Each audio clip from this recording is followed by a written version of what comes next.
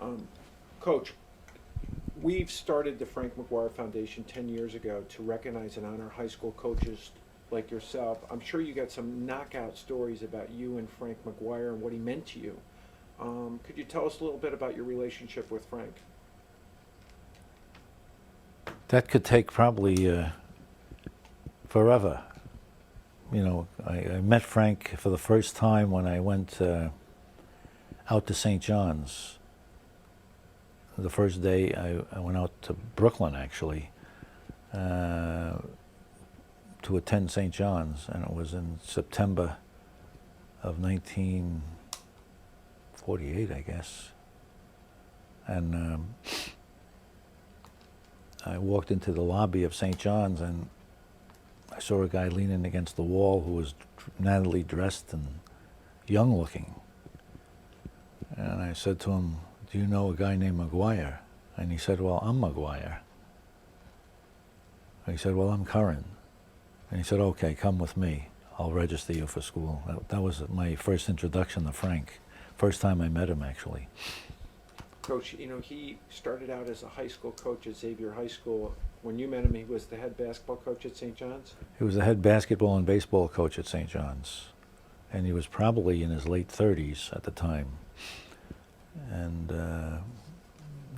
everybody loved the guy at that time. He was a great guy to play for. He was a player's coach. And in '52, he took St. John's to the national title game, right? The NCAA championship Right. game?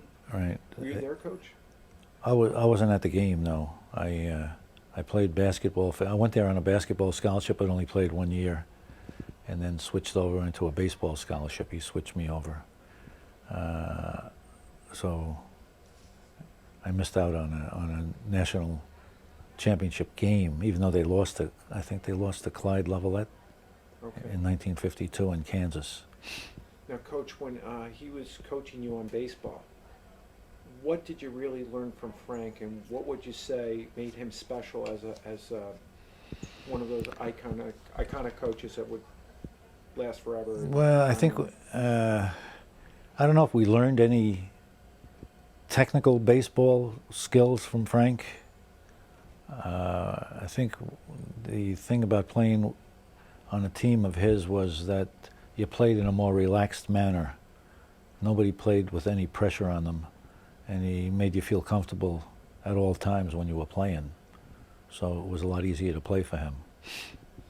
Now, Coach, you've been around a lot of coaches. You've been coaching. This is your 50th year. Coach of the Year, Naismith Coach of the Year, Sport or Coach Magazine picked you as the most important coach for all sports in the last 100 years in the state of New York. With all these accolades, and everyone keeps telling you about how great you are. I mean, I know what it really, for you, is all about the kids, and it's always been all about the kids. And that's why you've stayed coaching at the high school level. Can you tell us how you feel about your experiences as a high school coach and what it's meant to you? Well, when all these things happen, I kind of feel like enough already. It's kind of not embarrassing, but I think it's kind of overdone, Mm-hmm.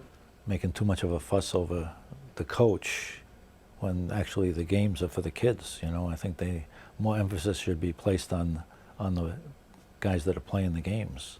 Coach is just directing them and teaching them. Coach, several of the characters here, including Brian, our film man, who went to your camp for 3 years, have been touched by you either at your camp or playing basketball with you. And what I've noticed is everyone I've talked to, everyone has warm feelings and feels very good about their experience with you. You've had a way to make them all laugh. Maybe that was a Frank McGuire thing, getting transferred over to him. But they've stayed loose and they've had fun and they've enjoyed their high school experience.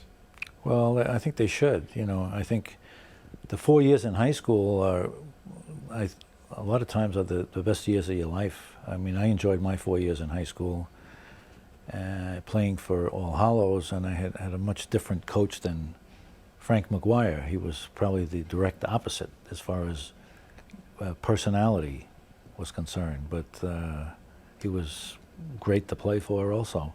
So Dick King And I enjoyed that experience as much as anything. Now, Coach, I heard that when you played football at All Hallows for Dick King, Right, there was a football game and you were the punter.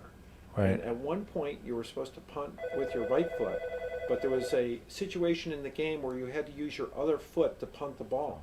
But Walter had shared that story with me, Coach. Do you remember that at all? What happened was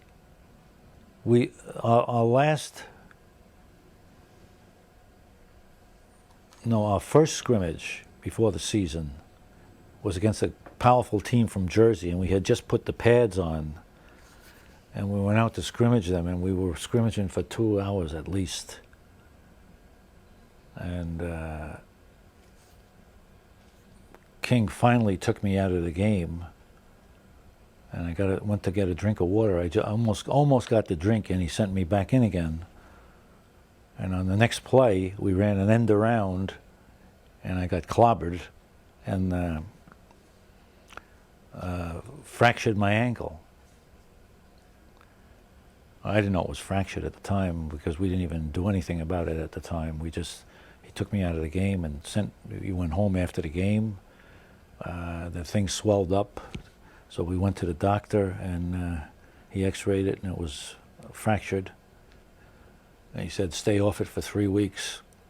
And then the following Monday, that was a Saturday, King called me at home and said, where are you?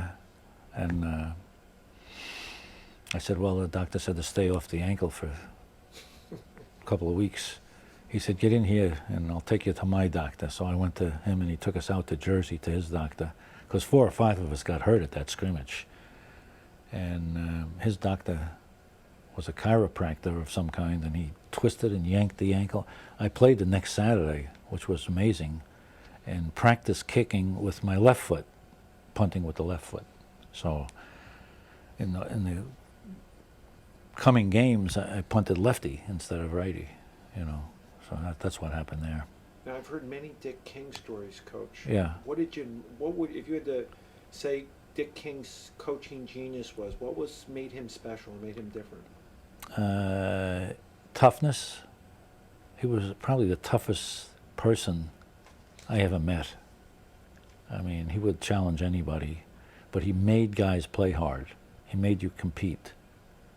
And in basketball, in that small court we had at All Hallows, if somebody drove the baseline, you had to put him on the stage.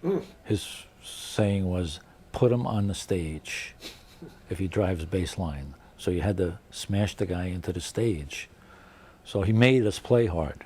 We probably played harder in practice than we did in games even, competing against each other. So he had the ability to make kids compete at get the most out of their potential, I think.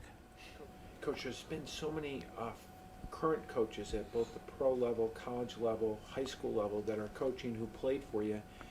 Names that jump out at me like Coach Jim Larrañaga. I remember hearing the story when you called Bob Cousy up and you told him to come down and take a look at this kid Larrañaga. Right.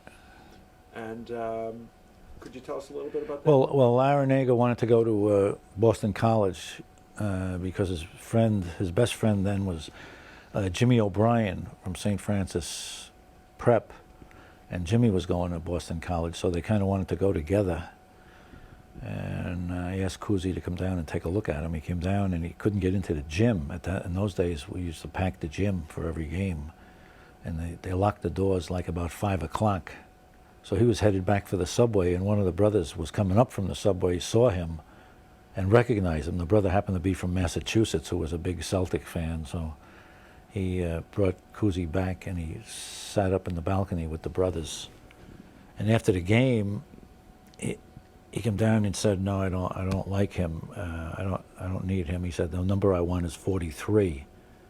I said, "Well, that's Kevin Joyce. He's a sophomore. You can't have him now. You got to wait a couple of years." So he didn't take Larrañaga.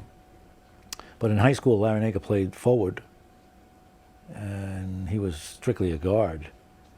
But we needed him at the forward spot, so Cousy really didn't get a look at him at his right position, and So then Larinaga asked me to call Joe Mulaney at Providence, which I did, and he took him.